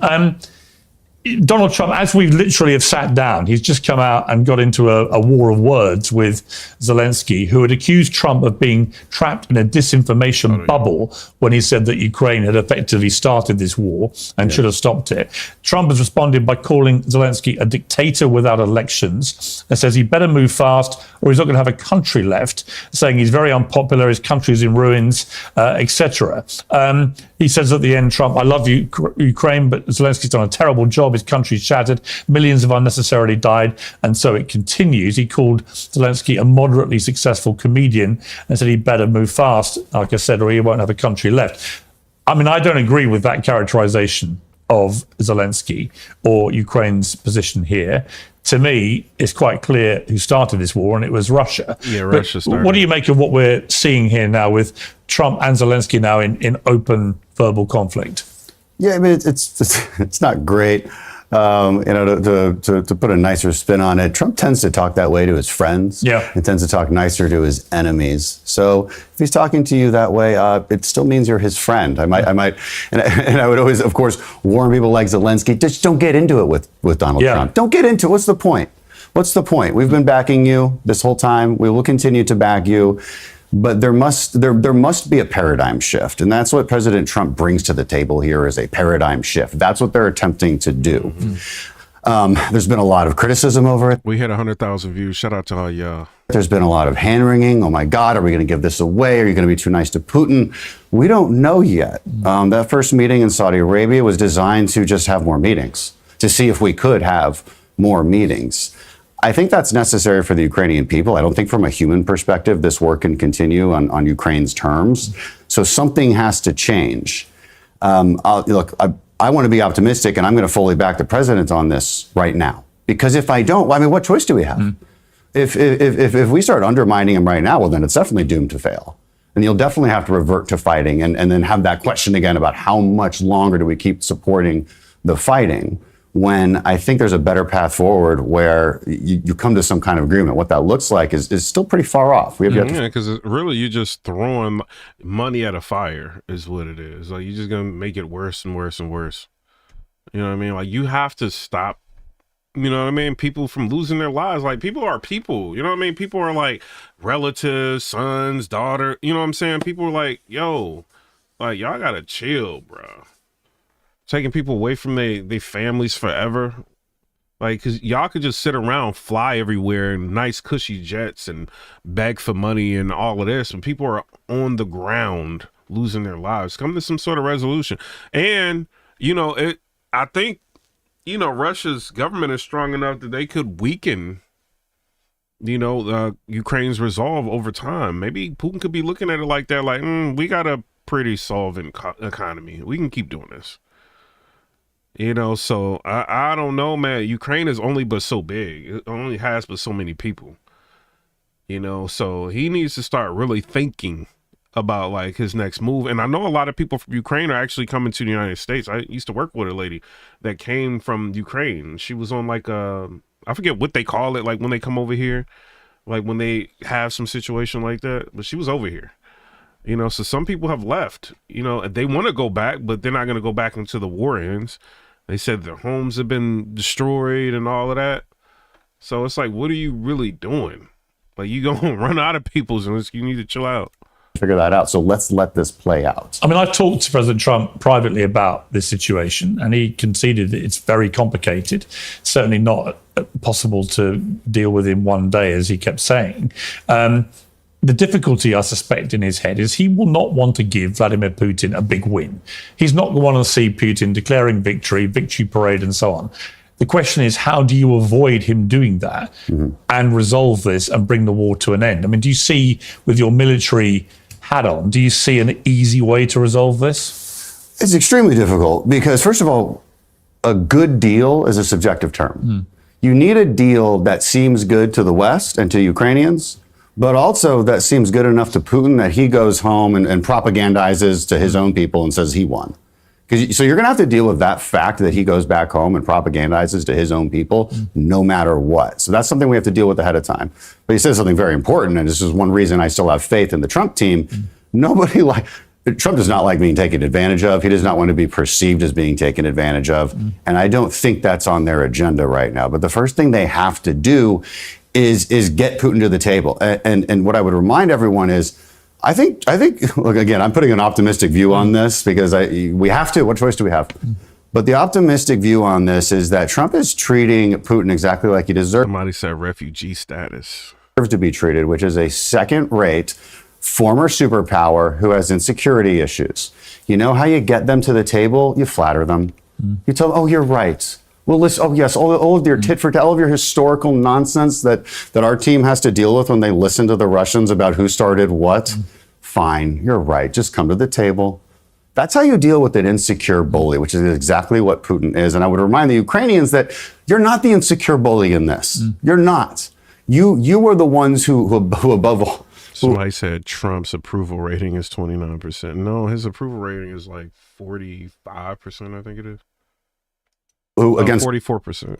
All odds actually defied, again, a former superpower. And so let Trump. Let me show y'all. I'm not just saying that. This is at least Reuters. Trump's approval rating slips as America is worried about the economy. It says U.S. President Trump approval rating ticked slightly lower in recent days as more Americans worried about the direction of the United States economy as a new leader threatens a host of countries with tariffs at Reuters poll. But this is Reuters poll. The 6-day poll, which closed on Tuesday, showed 44% of respondents approval of the job is doing as president, down from 45% in a Reuters poll conducted January 24th, 26. Trump's approval rating stood at 47% in January, poll conducted in the hours after the Republicans returned to the White House. Well, that's their poll. Stage, but the latest. Hold on, my bad.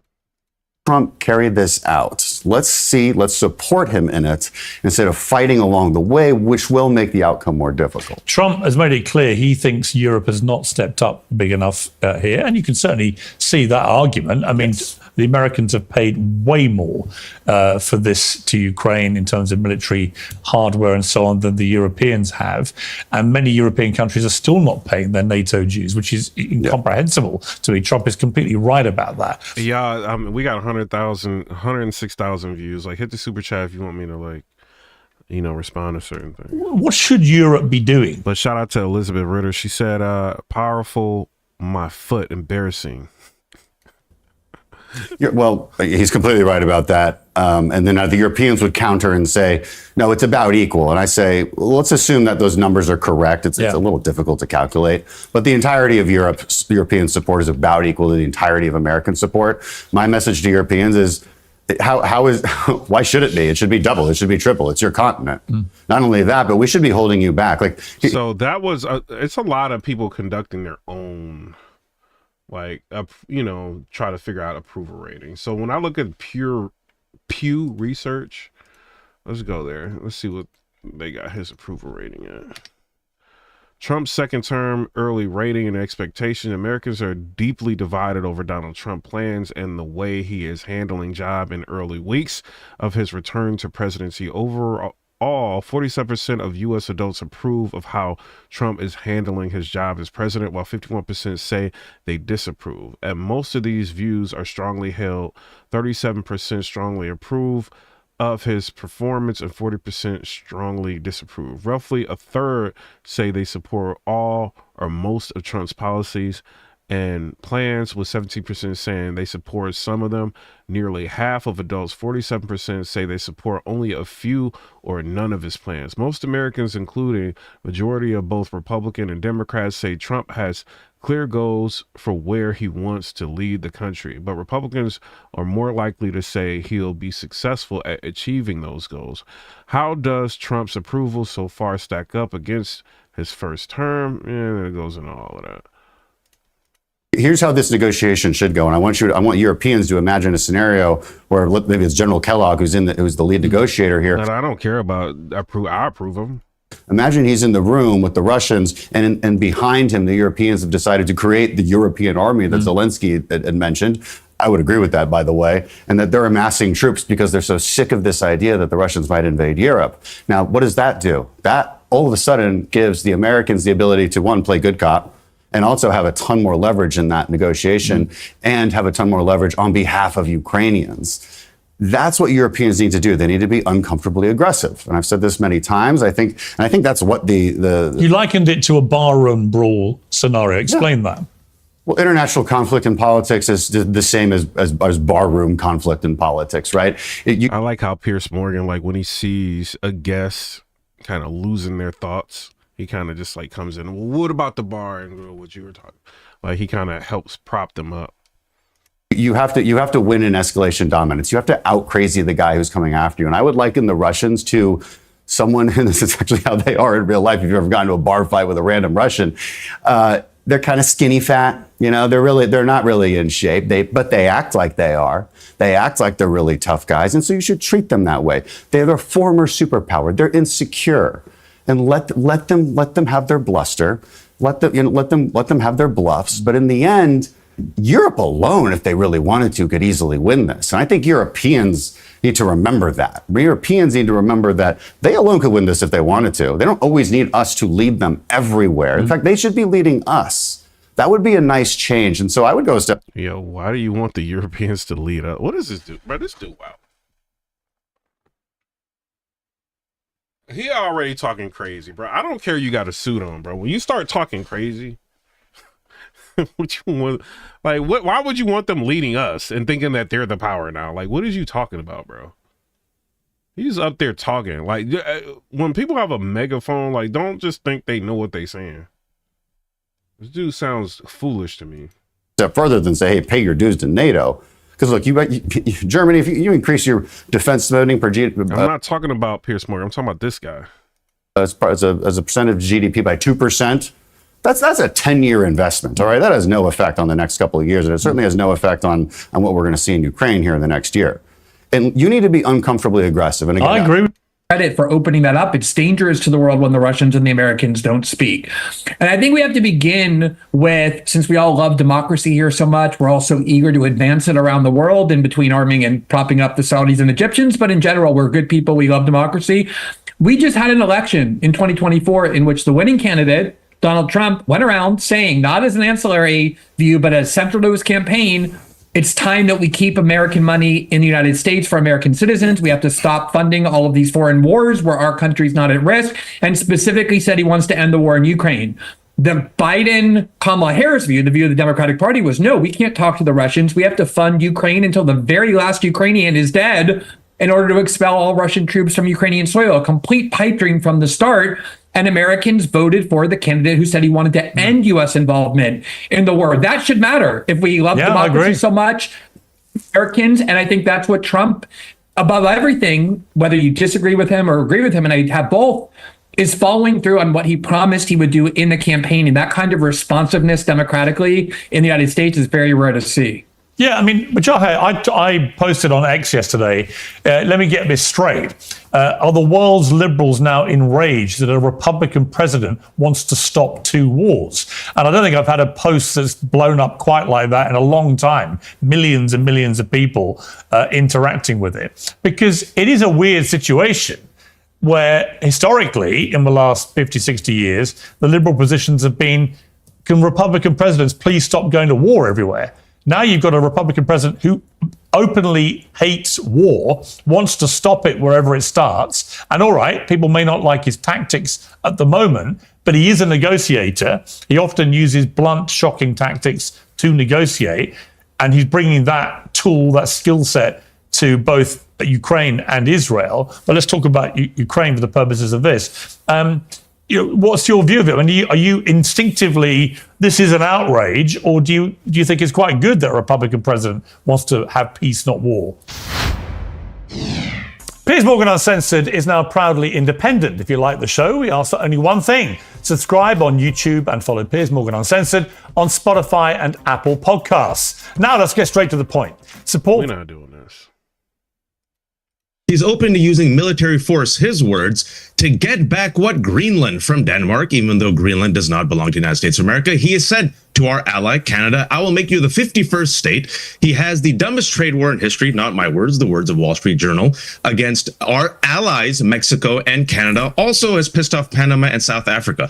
Also, he is now repeating Russian talking points against our ally, Ukraine.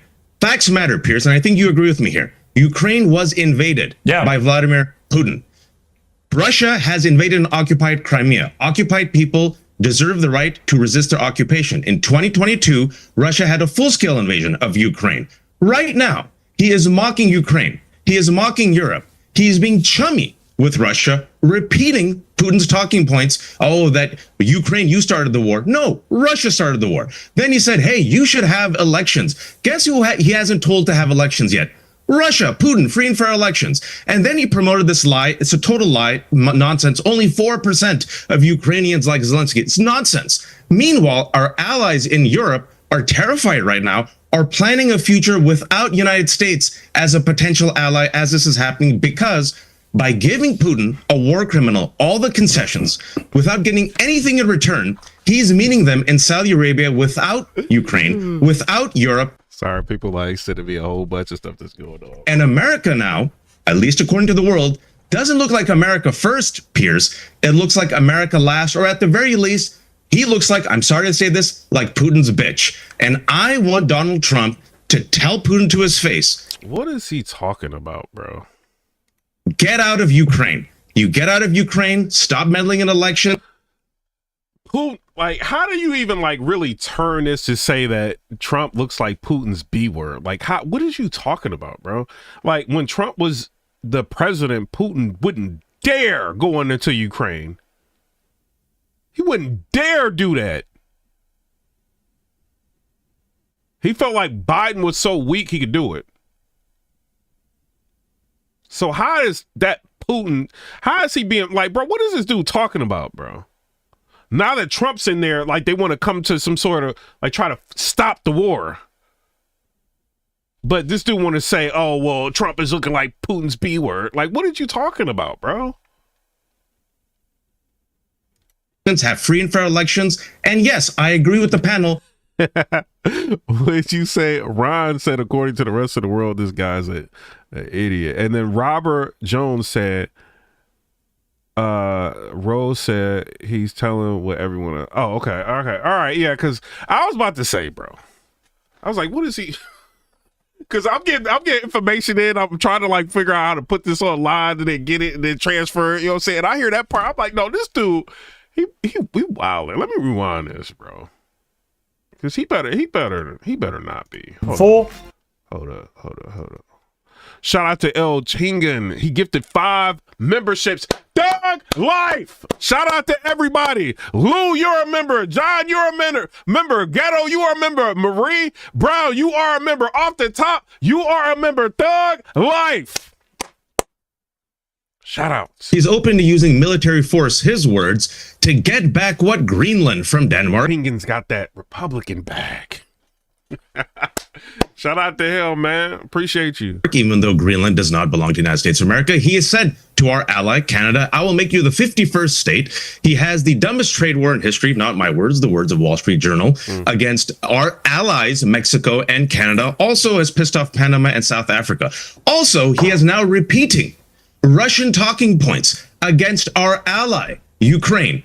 Facts matter, Pierce, and I think you agree with me here. Ukraine was invaded by Vladimir Putin. Russia has invaded and occupied Crimea. Occupied people deserve the right to resist their occupation. In 2022, Russia had a full-scale invasion of Ukraine. Right now, he is mocking Ukraine. He is mocking Europe. He is being chummy with Russia, repeating Putin's talking points. Oh, that Ukraine, you started the war. No, Russia started the war. Then he said, hey, you should have elections. Guess who he hasn't told to have elections yet? Russia, Putin, free and fair elections. And then he... Yes, I was right. Like, he is sneak dissing Trump. Promoted this lie. It's a total lie, nonsense. Only 4% of Ukrainians like Zelensky. It's nonsense. Trump, he was wilding with that. I ain't gonna even lie. You know what I'm saying? Shout out to Trump. While our allies in Europe are terrified right now, are planning a future without United States as a potential ally as this is happening, because by giving Putin, a war criminal, all the concessions without getting anything in return, he's meeting them in Saudi Arabia without Ukraine, without Europe, and America now, at least according to the world, doesn't look like America first, Piers. It looks like America last, or at the very least, he looks like, I'm sorry to say this, like Putin's bitch. And I want Donald Trump to tell Putin to his face, get out of Ukraine. You get out of Ukraine, stop meddling in elections, have free and fair elections. And yes, I agree with the panel. Diplomacy is good, but not at the expense of giving up our sovereignty and giving up our allies, and especially the Ukrainians, who have every right to fight this occupation and invasion. All by right, Russia. so you get, all right, let's just assume for a moment you get your moment and Trump says to Putin, get out of Ukraine, you bitch. Okay. And he will never say that. He's never, ever said anything bad against Putin. Hang on, and goes, or what? What are you going to do about it? What is America going to do about it? This is the art of the deal. Both you and Dan said this is a brilliant deal maker. I don't think he's a brilliant deal maker. This is the art. He is the most powerful man on earth. Who? Donald Trump, with the most powerful military. He has allies, European allies. The last thing I would do is what Secretary of Defense Pete Hegseth said, which he had to walk back. Remember that? Give Russia all of its concessions. What did Hegseth say? Well, I don't think Ukraine will ever be a part of NATO. Why are you conceding already? Stop conceding. Stop repeating Russian talking points. Make the threat. Make the bluster. As you said, I think Dan said this. I agree. Russia's actually much weaker than it actually performs, right? Europe is against Russia, and if the United States flexes just a little bit, if Donald Trump flexes just a little bit, Putin might actually think twice about continuing this occupation and this invasion, which is also bleeding Putin and Ukraine. What you don't do in a deal is concede without getting anything in return and throw your allies under the bus. Okay. Come on, Pierce. I think you agree with me here. Well, actually, it's interesting because, like, on the NATO point, obviously the whole point from Russia's point of view that Putin has said to them why he's been doing this is because he wanted to resist NATO encroachment. So the last thing, obviously, he's going to want to do is allow Ukraine to now, after 3 years with Russia effectively slowly winning this war, to then become a full member of NATO. So in a way... But now you know why Ukraine wants to become a member of NATO, right? Because they're saying, oh, wow, look, we did nothing. Russia invaded. No, I get it. Listen, we did a full-scale invasion. You and I agree about this, but but there is a cold... I mean, bring Dan back in. There is a cold, hard reality to this, which is taking that off the table is a kind of meaningless thing either way, because there's less than zero chance that Putin is ever going to tolerate a settlement that involves Ukraine getting the one thing, which is the reason why he said he went to war in the first place. I wish I could watch more of this. I got to go to work. I got to do a quick entertainment blog, and I got to get out of here and go to work. Shout out to everybody. Shout out to all the supporters. Shout out to L. Tingen. The money man. Shout out to you. I appreciate you. Everybody that's been supporting.